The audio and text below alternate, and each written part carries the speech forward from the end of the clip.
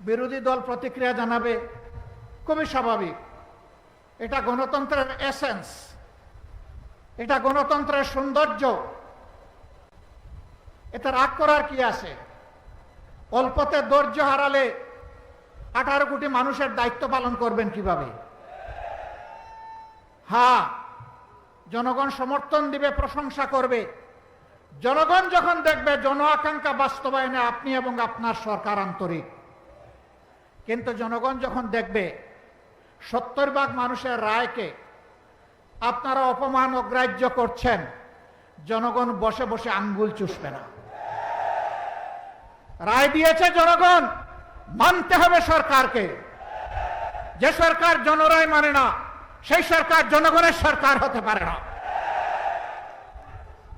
সংসদে তারা বলেন তাদের হিসাব অনুযায়ী বিভিন্ন মেকানিজমে সরকারে গিয়ে এখন বলছেন 51% মানুষ তাদেরকে ভোট দিয়ে সরকার গঠনের সুযোগ দিয়েছে। ভালো কথা, কিন্তু 70% মানুষ যে ভোট দিয়ে বলেছে গণভোটের গণরায় মানতে হবে, সেটা মানছেন না কেন? 51% বুঝতে পারলেন, 70% বুঝতে পারেন না। ভয় কিসের? কারে ভয় করেন? কারে খুশি করতে চান? কার হয়ে দেশ পরিচালনা করতে চান? আমরা আলোচনা করব বাংলাদেশের স্বাধীনতা এবং সার্বভৌমত্বকে সুসংহত করার জন্য। এটি আমাদের উপর অর্পিত পবিত্র দায়িত্ব।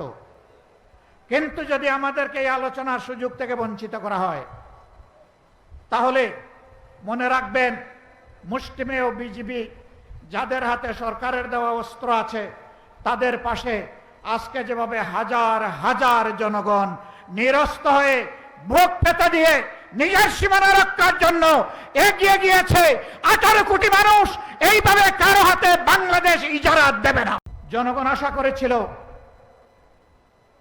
ইন্টারিম গভর্নমেন্টের পরে নির্বাচন হয়েছে, নির্বাচিত সরকার আসলে চাঁদাবাজি বন্ধ হবে।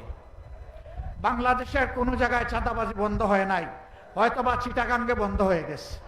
আপনি কথা দিয়েছিলেন আপনি ক্ষমতায় আসলে দুর্নীতির টুটি চেপে ধরবেন।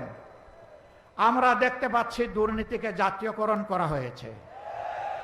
আমরা শান্তিপূর্ণ গণতান্ত্রিক ধারায় থাকতে চাই, আমাদেরকে থাকতে দিন।